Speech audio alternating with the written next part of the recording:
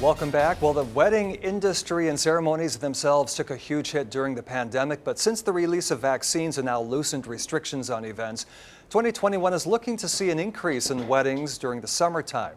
KTTC's Sarah Gannon is live in our studio with how weddings have changed this year. Sarah.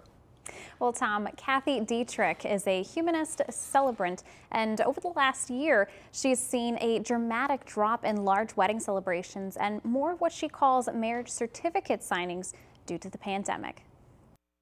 2020 was generally, I think, for a lot of us in the wedding industry, a very lean year, as many couples had to cancel and reschedule and sometimes reschedule yet a third time. The coronavirus pandemic all but halted the wedding industry, changing how Kathy is running her business. Instead of doing larger ceremonies with gatherings of 120 to 150 guests, I ended up doing a lot of home visits where I met with just the couple and their two required legal witnesses. The goal is to get the couples legally married per the rules of Minnesota. Because a lot of the couples didn't want to wait to be married. You know, they'd been through an engagement period, they were ready to get on with married life. And as we near the spring season and loosen restrictions, Dietrich says that 2021 looks to be rather busy. And I think for many of us in the wedding industry, it's going to turn out to be a quite busy year because we have both the couples that had to defer from last year, as well as the newly engaged couples who are looking to get married yet in 2021. Dietrich is seeing more Friday weddings, but also smaller guest counts. The numbers are closer to maybe 60 to 80